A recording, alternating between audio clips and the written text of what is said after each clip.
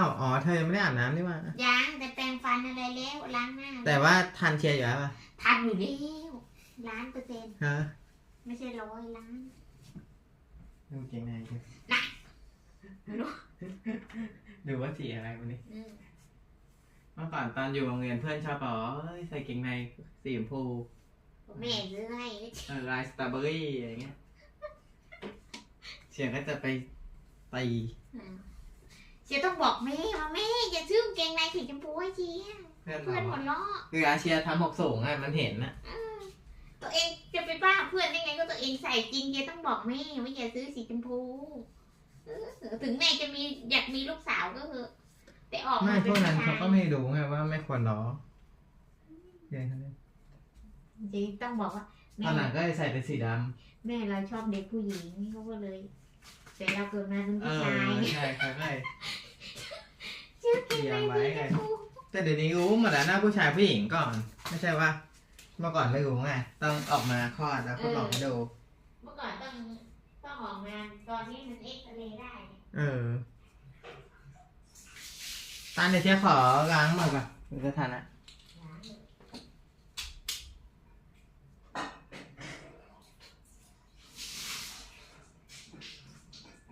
งมือประมาณ3-4 รอบมา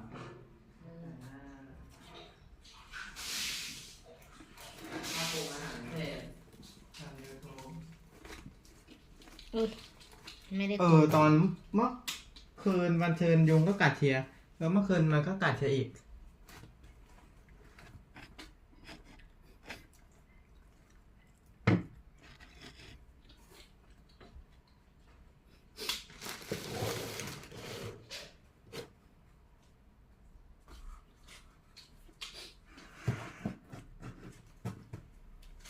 อาบน้ำสระผมดีกว่าอันนี้ก็มีให้เชียร์เหรออะไรอันเนี้ยมันมีหรือไม่มีไม่มีนะหมดแล้วมันก็มี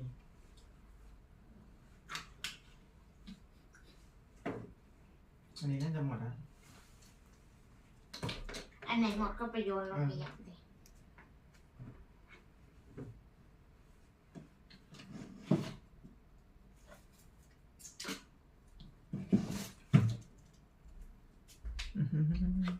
Hello Magical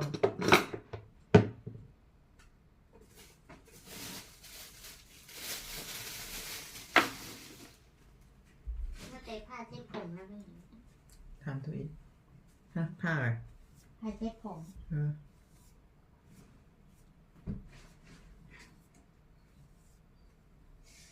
อาบน้ำดีกว่าน้ำไม่ไหลแล้วทำไมไม่รู้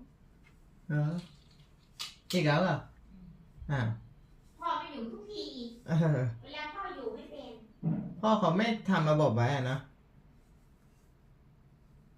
ดีนะเป็นกลางวันมีกลางคืนไม่ต้อง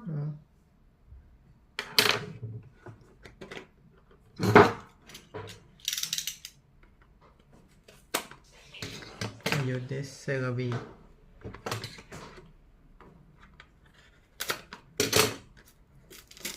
Thank you my middle brother to bought it for me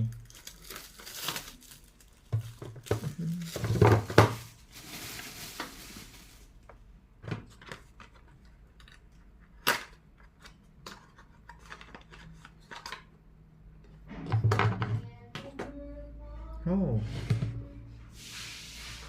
it's new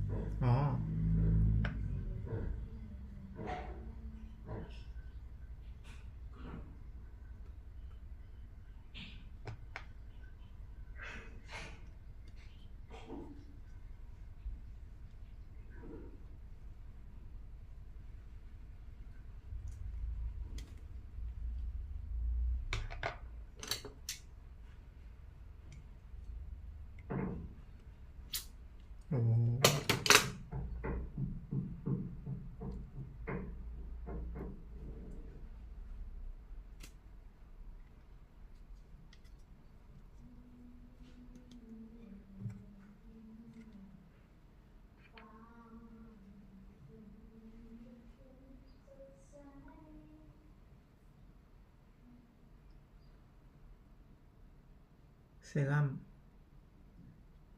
วิตามินซี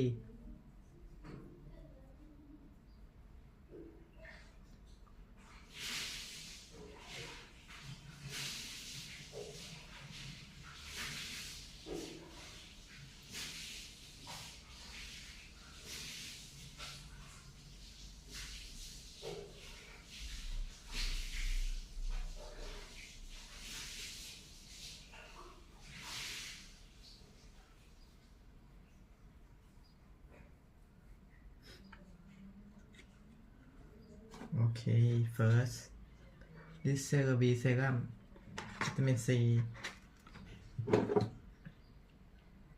go on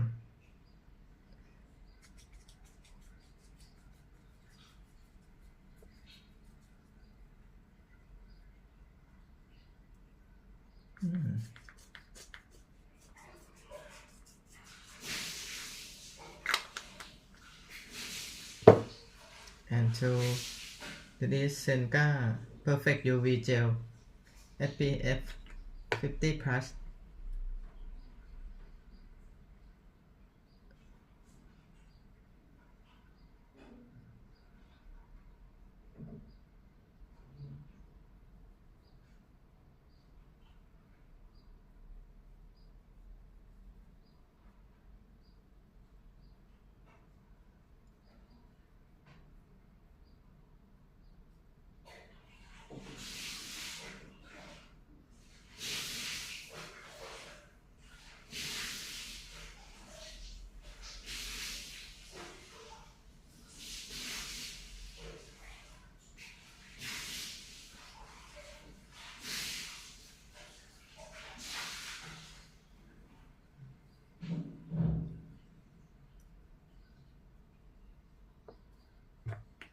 โอเค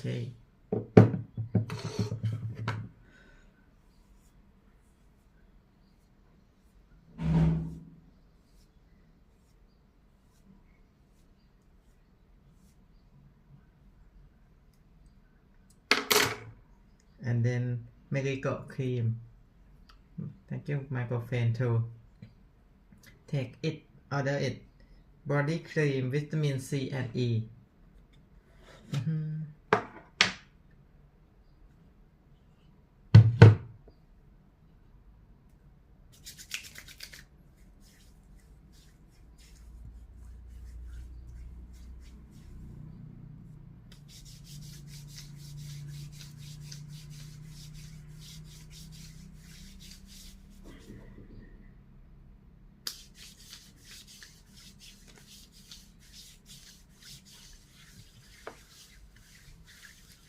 โอ้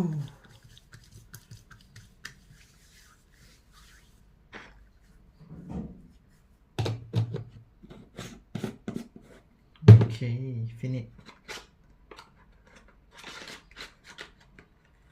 finish skin care อ่ะ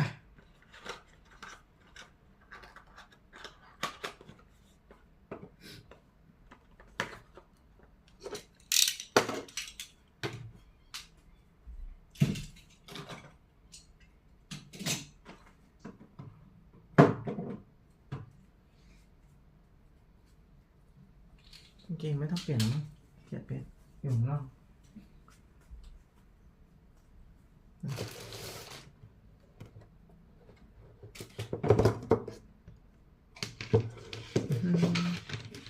My perfect diet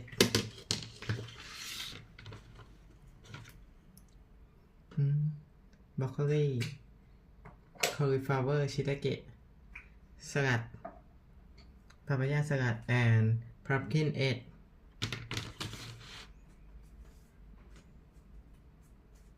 1 2 3 4 5 6 7 8 9 10 11 12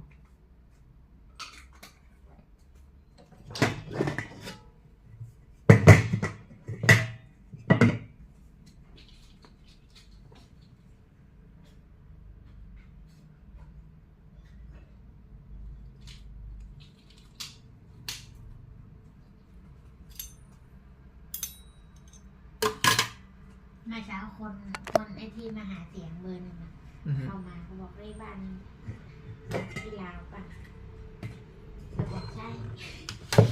พ่อไม่อยู่เขาบอกฝากใบนั่นน่ะ2 อันบอกสออะไรไม่รู้สอจอสอสอ เหรอ ฝากด้วยนะนั่นให้พี่ยาวสอจอสอสอ แสดงว่าเขารู้จับพ่อ ไม่รู้ดิก็คนแถวนี้ก็ต้องรู้จักอยู่แล้ว อืม เจบอกพ่อชอบออกงานสังคมนี่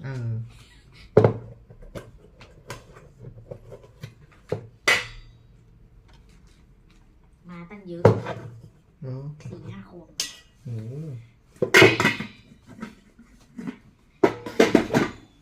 เบอร์ 1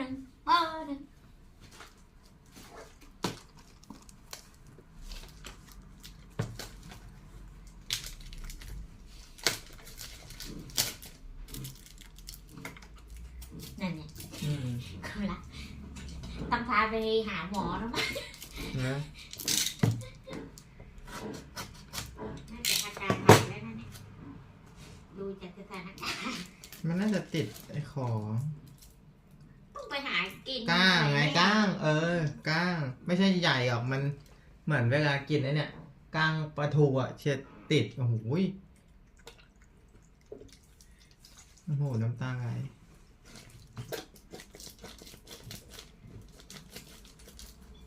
ถ้าเขาพูดได้ก็คงบอกเชียช่วยหน่อย ต้องสอบอ่ะ เขาพูดไม่ได้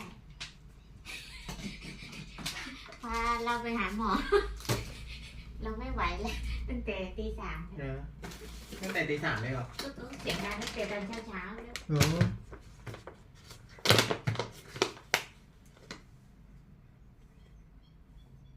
This is cacao powder ดิ I put into banana it's become choco banana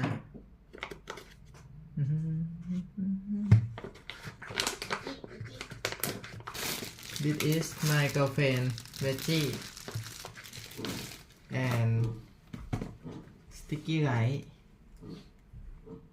ความรักเป็นอะไรอ่ะอะโดนอะไร This is my girlfriend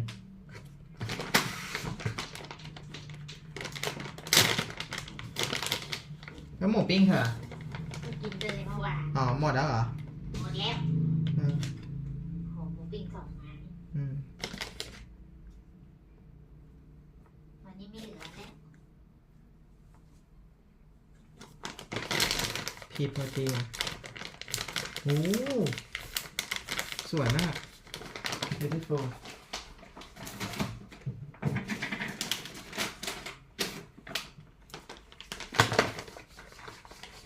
My girlfriend is very beautiful today วิธีผม ไหนหอมเลย นั่นแหละ เดี๋ยวหอมอ่ะ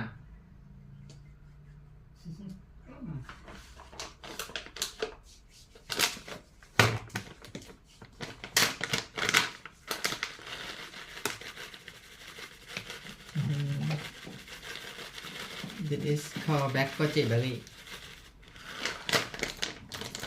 and then red goji berry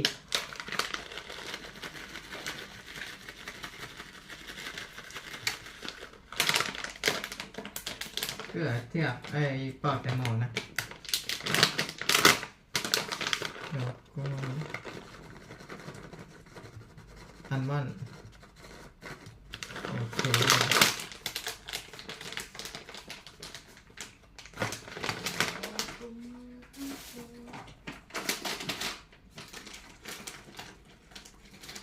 Yeah, and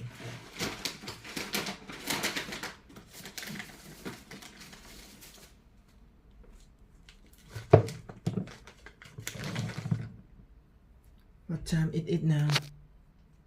11:23. Chia seed. Healthy meal.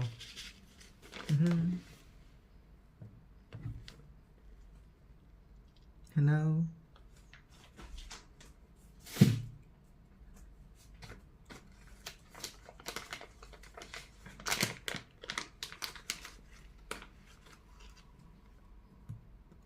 and post golden flaxseed. โอ้ย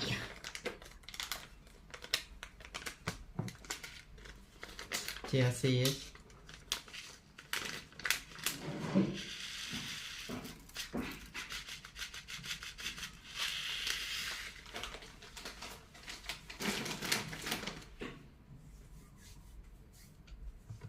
Mm-hmm.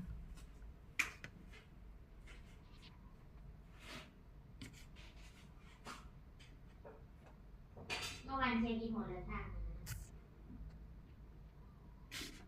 อ๋อใช่ โอเค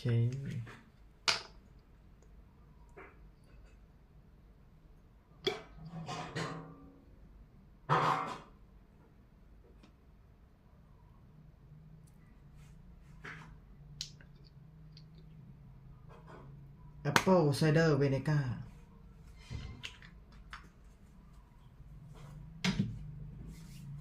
Olive oil.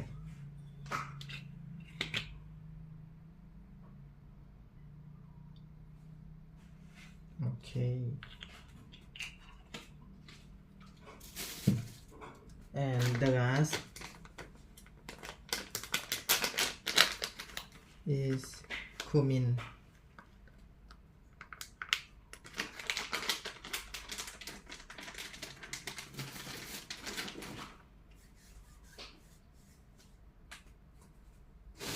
And the last step is strawberry. Mm-hmm.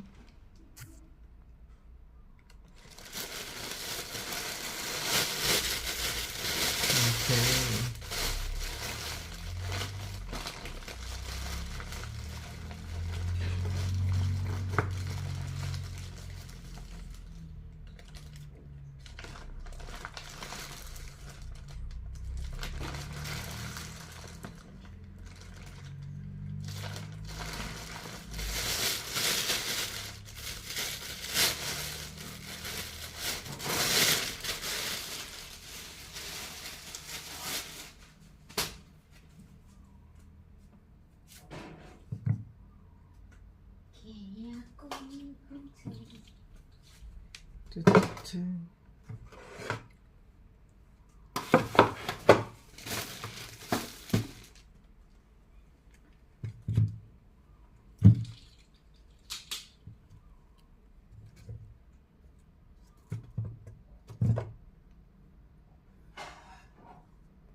I love to eat banana. เรื่องของเธอ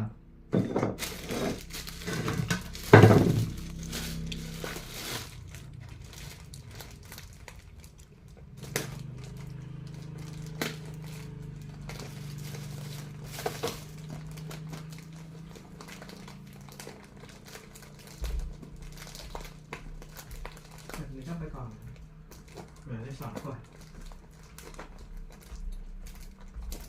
ไม่ใช่ไปล้างมือแล้วก็มากินครับ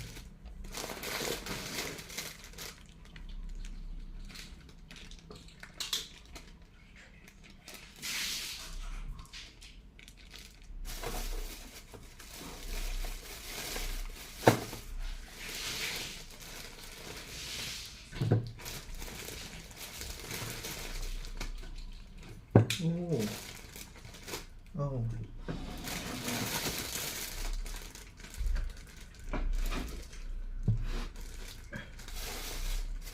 Oh my god.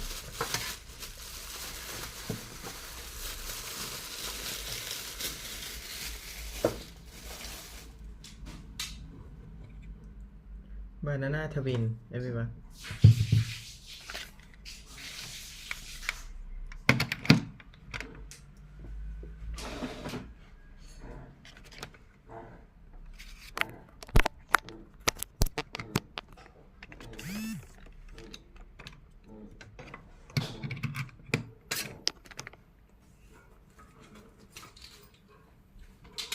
Let me share hotspot.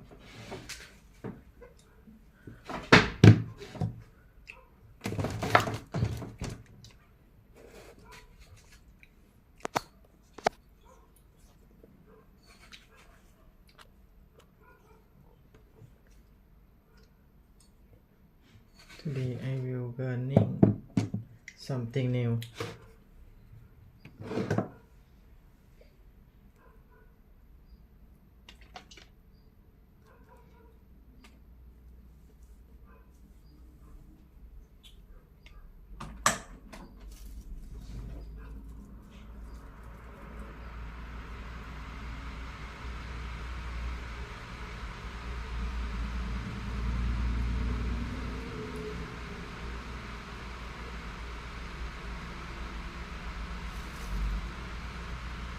The world needs robots. The technology of building general humanoid robots, which is going to be the most useful, of course, because we build a world around ourselves. That technology is incredibly hard to do. But for the very first time, with transformers and these large language models and the breakthroughs that we're seeing with foundation models, we finally have the technology necessary, we think, to be able to make a real contribution in this area. Jensen, you led NVIDIA through gaming and so many AI breakthroughs. Which emerging technology do you see or think will be the most impactful for us over the next decade? When you take a step back and ask yourself what would happen if we could scale intelligence, building robotics, the things that we're working on.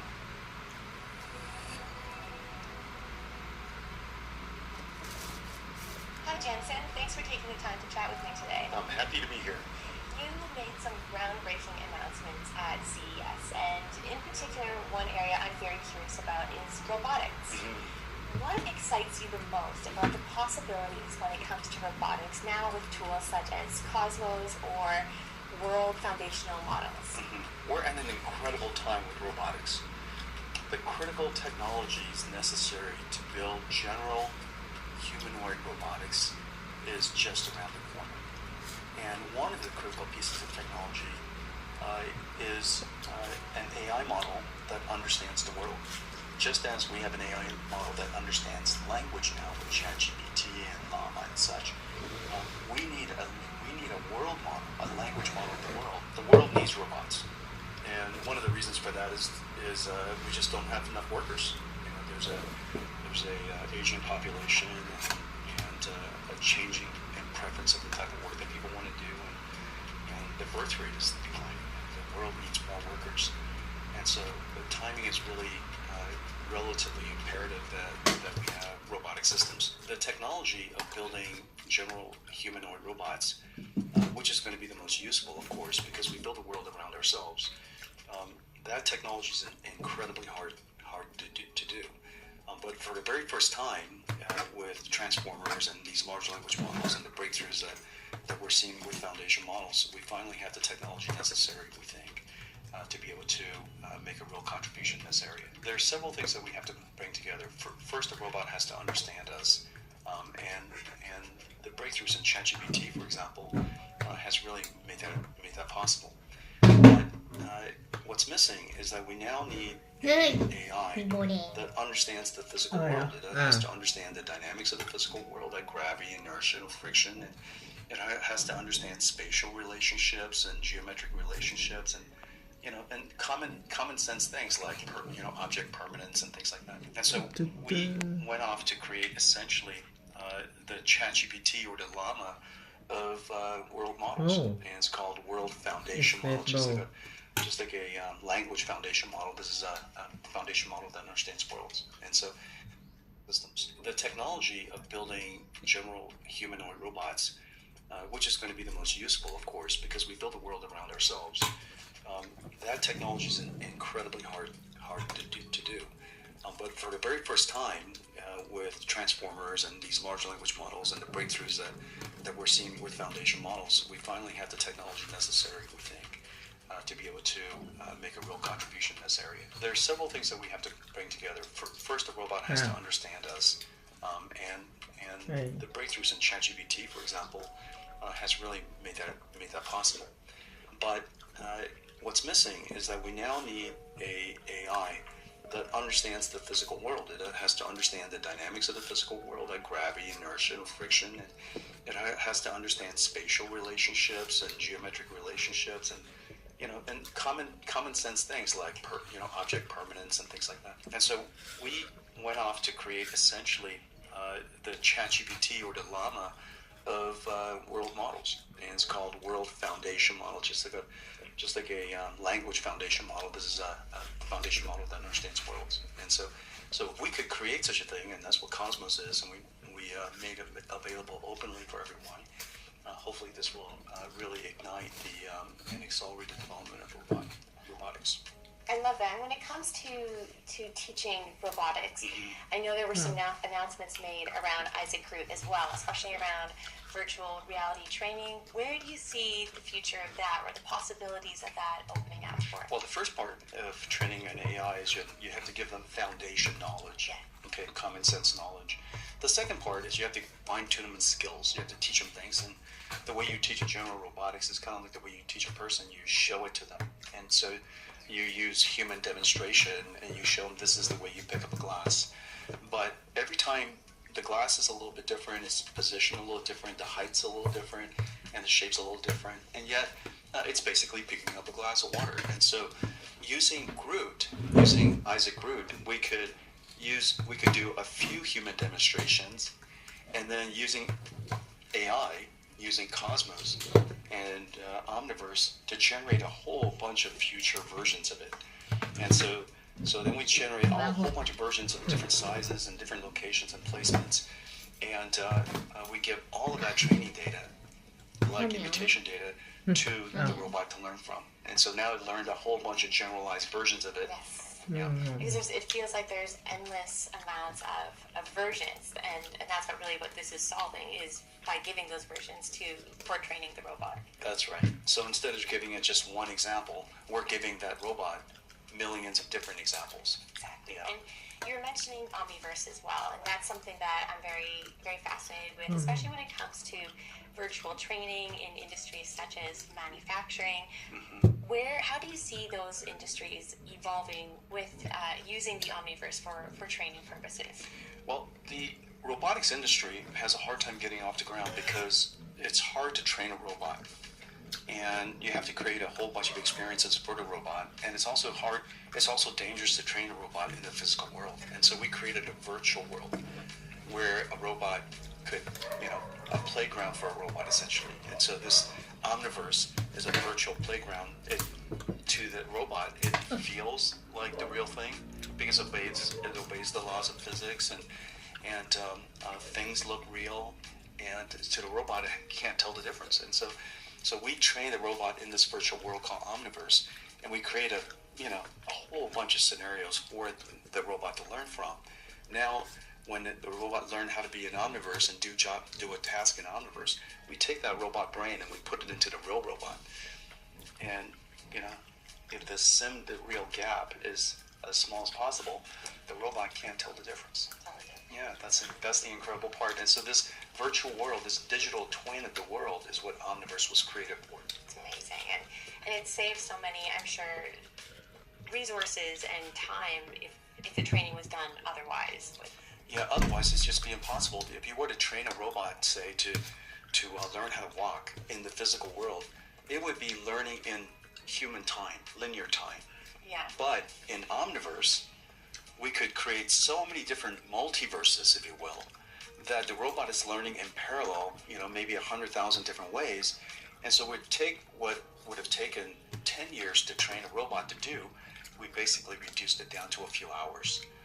And so, this is the imagine if we had a multiverse, how smart we would be, So with all the different versions of Tiffany would be learning math here, learning science there, learning English there, learning geography there, and we simultaneously learn all at the same time. And that's essentially what Omniverse does. Exactly. I wish that was possible for Tane. But another area that was announced yesterday was around NVIDIA Drive AI, and really enhancing and helping the safety and security when it comes to autonomous vehicles. I know you also announced your partnership with Toyota as well, which is very exciting. Yeah, that was big news. Yeah, really big. They're the largest car company in the world. I know, it's very exciting. Where do you see that headed with NVIDIA Drive AI? Well, we've been working on autonomous driving for some time, and it's already some $5 billion business for us. Yeah, and so the way that we serve the autonomous vehicle industry is through the three computer system: one for training the AI, one for simulating the AI called Omniverse, and one to put the AI in the car.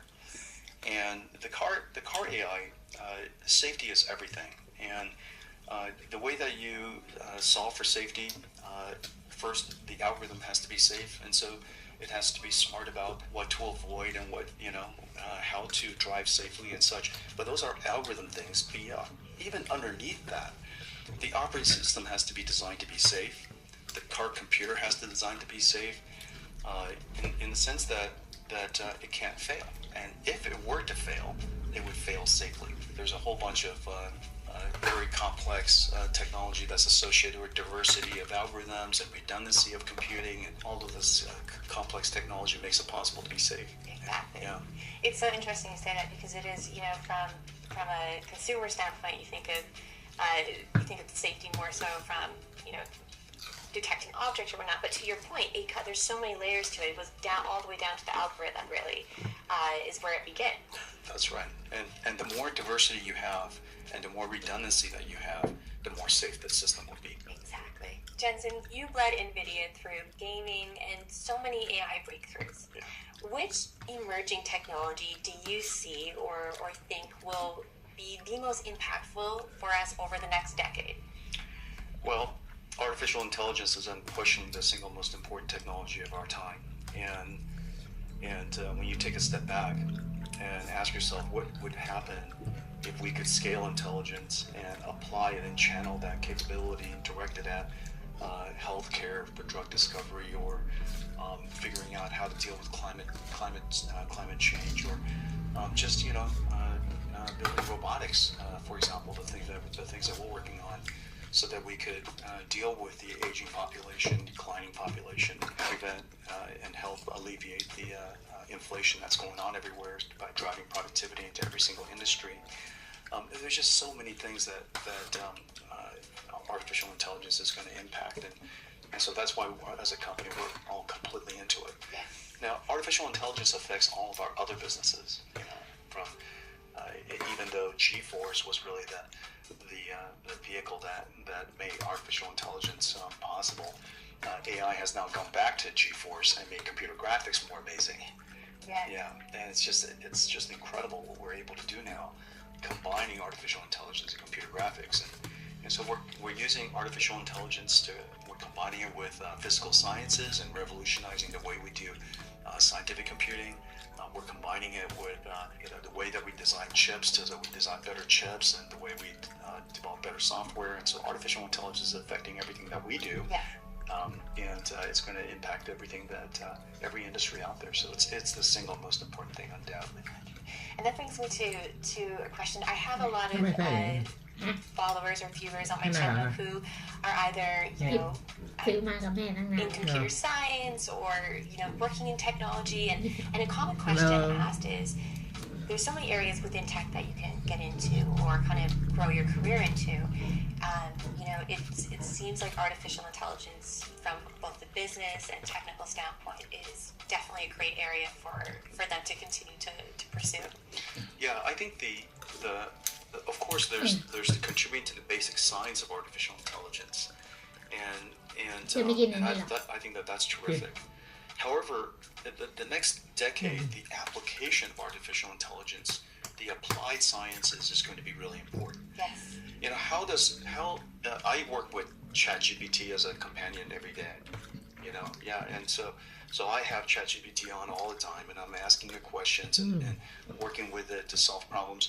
You have to learn how to interact with AI, and prompting, as you know, has a real art to it, and there's art and science associated with prompting. And so the way you interact with people, the way you interact with AIs, you're going to have to learn how to do that. And how do you apply AI to content creation? How do you apply AI to engineering, or how do you apply AI to software development, or how do you apply AI to marketing or finance or the legal profession? Whatever field that you're interested in, how do you apply AI to that?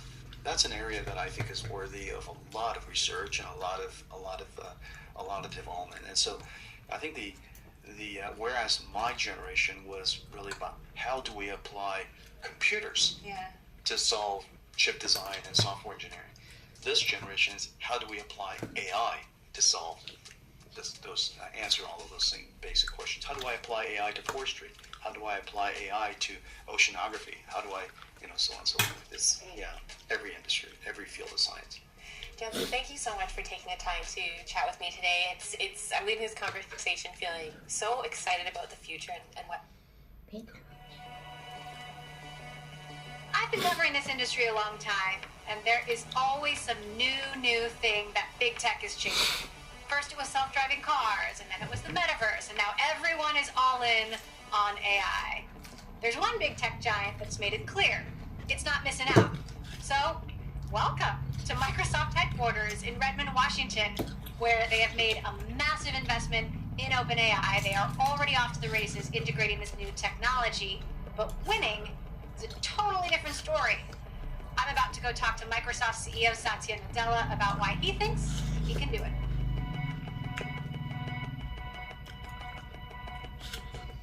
Thank you for coming. And I haven't seen you in person in so long. It's been ages.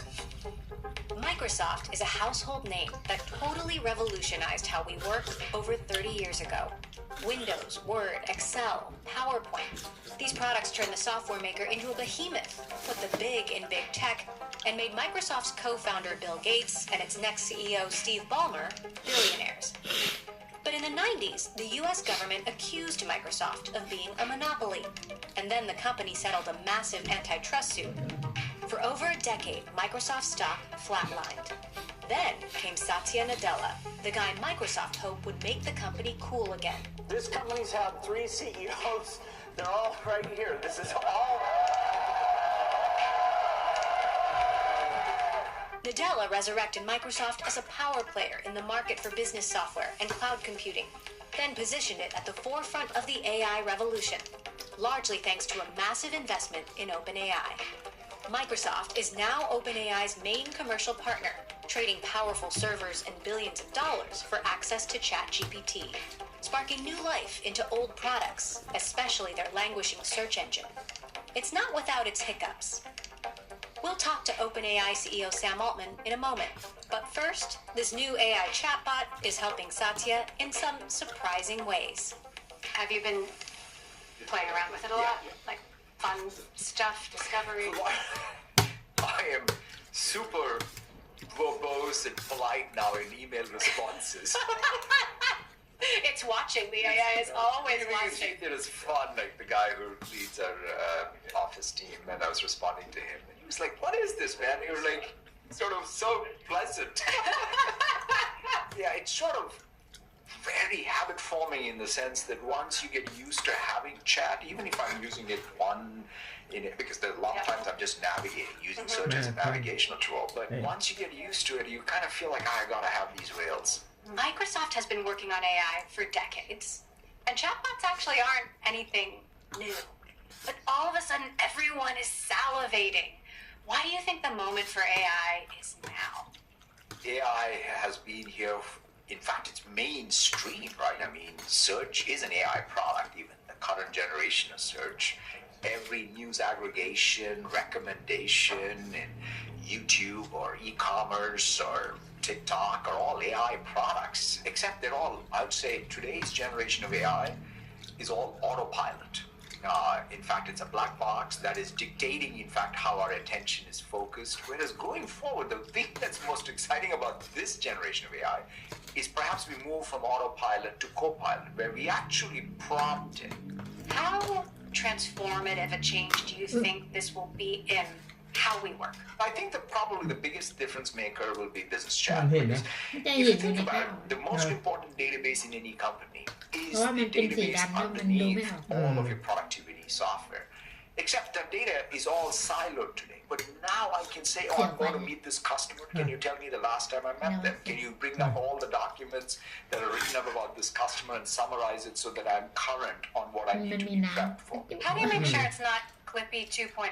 That it is helpful, delightful, doesn't want to make me click out ASAP. Once they're under my control, the entire world will be subject to my whims. Go away, you paperclip! No one likes you! There are two sets of things. One is, You're laughing because examples from Clippy to even, like, say, current generation of these assistants and so on. They all are brittle. I think we are also going to have to learn that ultimately these are tools. Just like anytime somebody sends me a draft, I review the draft. I just don't accept the draft. We will do that. In 1995, Bill Gates sent a memo calling the internet a tidal wave that would change all the rules and was going to be crucial to every part of the business. Is AI that big? Yeah, I mean, in fact, I sort of say the ChatGPT, when it first came out, was like when Mosaic first came out, I think in 1993. And so, yes, it does feel like, to the Bill memo in 1995, it does feel like that to me. So it's as big as the internet? I think it's as big. It's like in all of these things, right? We in the tech industry are, classic experts at overhyping everything. I hope, but at least that what motivates me is I want to use this technology to truly do what I think at least all of us are in tech for, which is democratizing access to it. How much market share do you think you can really take from Google? Like, what's your prediction? Give me your price. Are a real เขียนไม่เขียนไว้ thrilled to be ว่า in ไปไหน search. เดี๋ยวเธอเล่นเคลียร์ Very small player in search. ทำที่บ้านให้เธอ And I look forward to every inch we gain is a big gain. You're coming for search, they're coming for Office. They're now putting AI in there. Google Docs, Sheets, and Gmail. Are we just going to see you and Sundar trying to one-up each other every week in this race to AI greatness? I mean, look, at the end of the day, the fun part of being in this industry and competing is the innovation.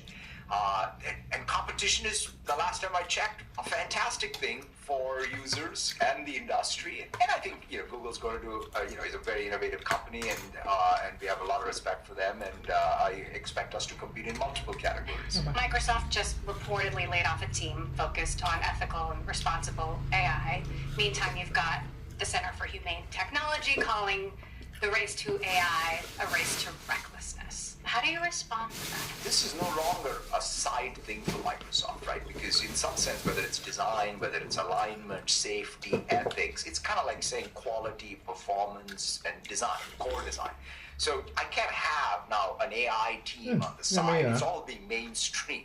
And then I think, if anything, debate, dialogue, and scrutiny on what is this space of innovation?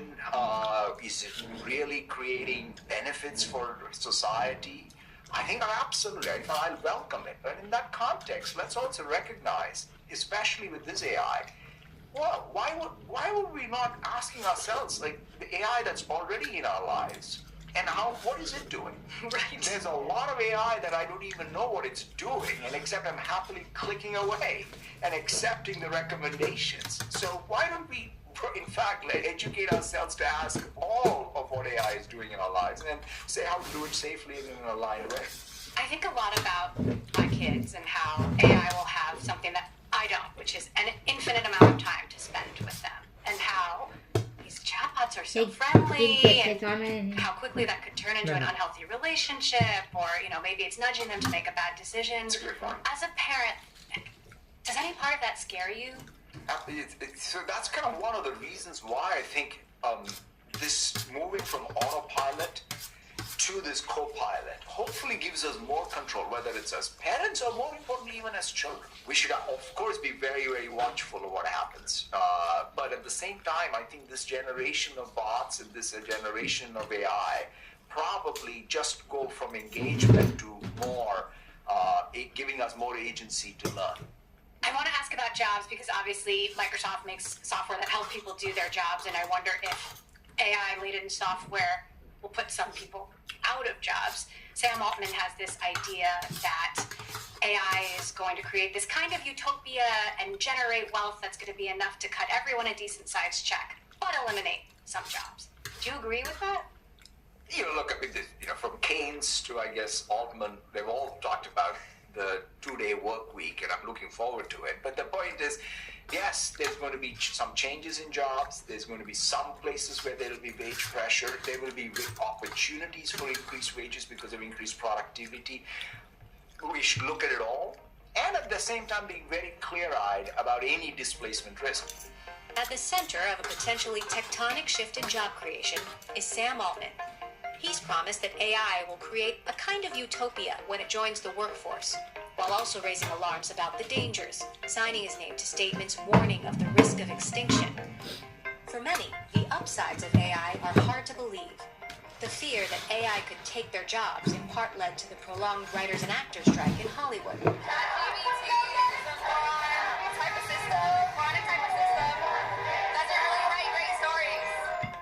Over the summer, Altman traveled the world to talk about the promise and peril of AI. I caught up with him when he returned to San Francisco at Bloomberg's annual Tech Summit. So, you've been traveling a ton. Yeah. What's the eat, sleep, meditate, yoga, tech routine? There was no meditation or yoga on the entire trip, and almost no exercise. That was tough. I slept fine, actually. Was the goal more listening or explaining? The goal was more listening. It ended up with more explaining than we expected. We ended up meeting many world leaders and talked about the need for global regulation, and that was more explaining. The listening was super valuable. I came back with 100 handwritten pages of notes. I heard that you do handwritten notes. Handwritten notes. What happens to the handwritten notes? But in this case, I distilled it into here were the top 50 pieces of feedback from our users and what we need to go off and do. But there's a lot of things when you get people in person, face to face or over a drink or whatever, where people really will just say, here is my very harsh feedback on what you're doing wrong, and I don't want to be different. You didn't go to China or Russia. I spoke remotely in China, but not Russia. Should we be worried about them? And where they are on AI? Or what they do with it? I would love to know more precisely where they are. That would be helpful. We have, I think, very imperfect information there. So how has ChatGPT changed your own behavior? There's a lot of little ways, and then kind of one big thought. The little ways are, on this trip, for example, the translation was a lifesaver. I also use it if I'm trying to write something, which I write a lot to never publish, just for my own thinking, and I find that I write faster and can think more somehow. So it's a great unsticking tool. But then the big way is I see the path towards this just being my super assistant for all of my cognitive work. Super assistant. Yeah. We've talked about relationships with chatbots. Did you see this as something that people could get emotionally attached to? And how do you feel about that? I think language models in general are something that people are getting emotionally attached to. And, I have a complex set of thoughts about that. I personally find it strange. I don't want it for myself. I have a lot of concerns. I don't want to be the kind of people telling other people what they can do with tech. But it seems to me like something we need to be careful with. You've talked about...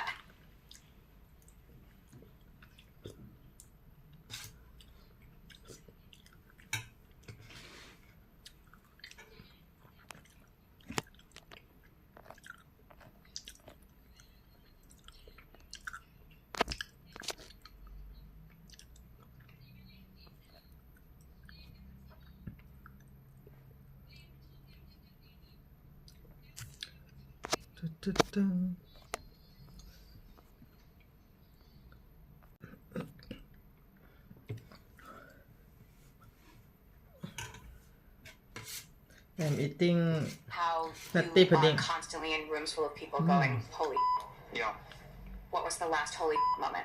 It was very interesting to get out of the SF echo chamber, whatever you want to call it, and see the ways in which the holy concerns were the same everywhere, and also the ways they're different. So everywhere, people are the rate of change seems really fast.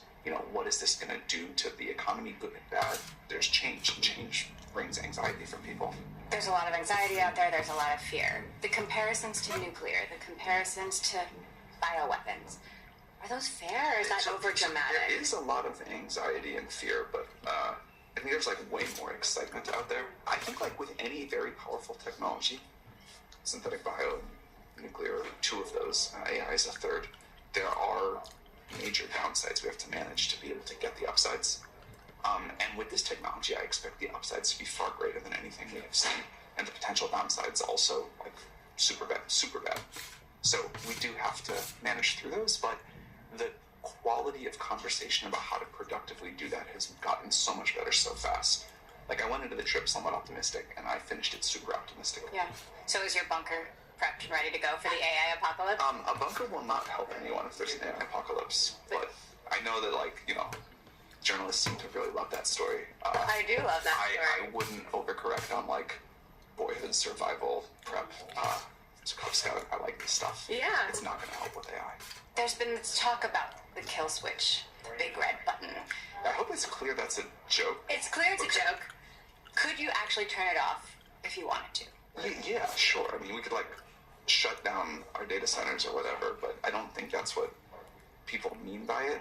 I think what we could do instead is all of the best practices we're starting to develop around how to build this safely. The safety tests, external audits, internal, external red teams, lots more stuff. Like, the way that it would be turned off in practice is not the dramatic, you know, gigantic switch from the movies that cuts the power, blah, blah, blah. It's that we have developed and are continuing to develop these rigorous safety practices. And that's what the kill switch actually looks like, but it's not as theatric. There is now a new competitive environment. For sure. And OpenAI is clearly the front runner. But who are you looking over your shoulder at? This is, like, not only a competitive environment, I think this is probably the most competitive environment in tech right now.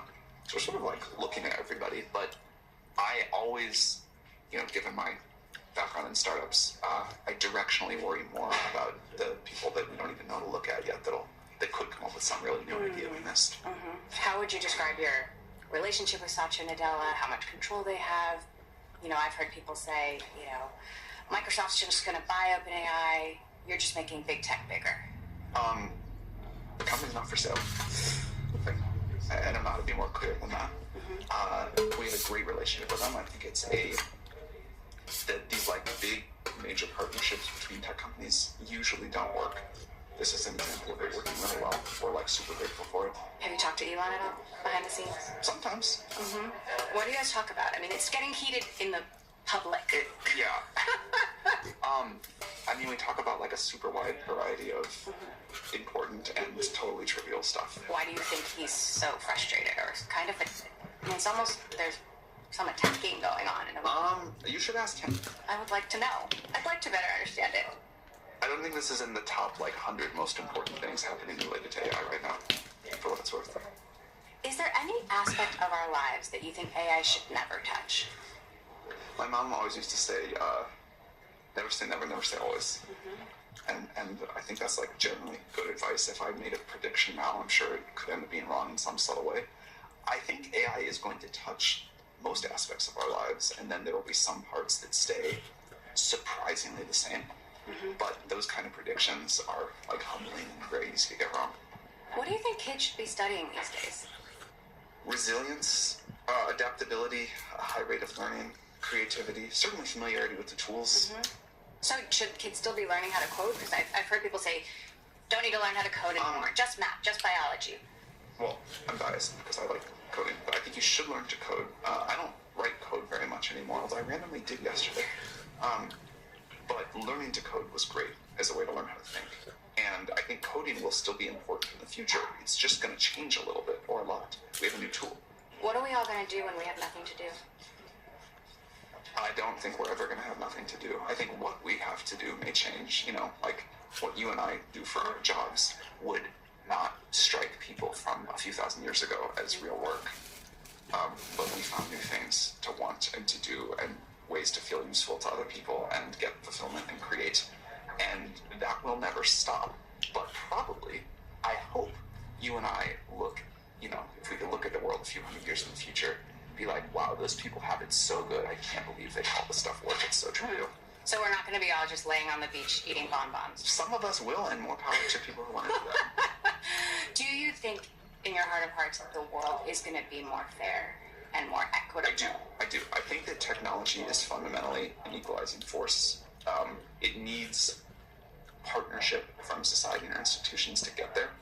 But if we can, my big picture, highest level, I'll zoom all the way out, view of the next decade is that the cost of intelligence and the cost of energy come way, way down. And if those two things happen, it helps everyone, which is great. But I think it lifts up the floor a lot. So where do you want to take OpenAI next? We want to keep making better and better, more capable models and make them available more widely and less expensive. What about the field of AI in general? There's many people working on this, so we don't get to take the field anywhere. But we're pretty happy with our contribution. Like, we think we have nudged the field in a way that we're proud of. So we're working on new things too. What are the new things? They're still in progress. Is there room for startups in this world? Totally. I mean, we were a startup not very long ago. But you're almost already an incumbent. Of course, but when we started, like, you could have asked the same question. In fact, people did. In fact, I myself wondered, like, is it possible to take on Google and DeepMind? Or have they already won? And they clearly haven't. Yeah, like, I think there's a lot of, it's always easy to kind of count yourself out as the startup. But startups keep doing their thing. Well, nobody's counting you out, so I guess that's a good thing. I guess so.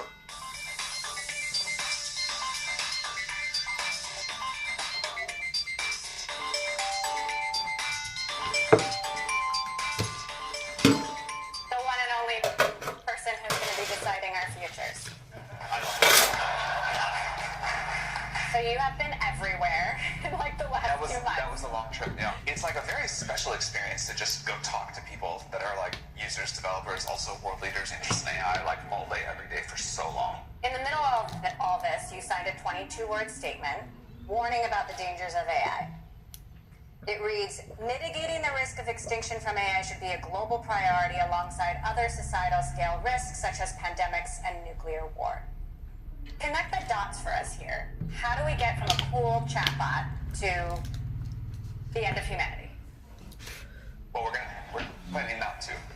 That's the hope. Like, you know, that's. But there's also the fear.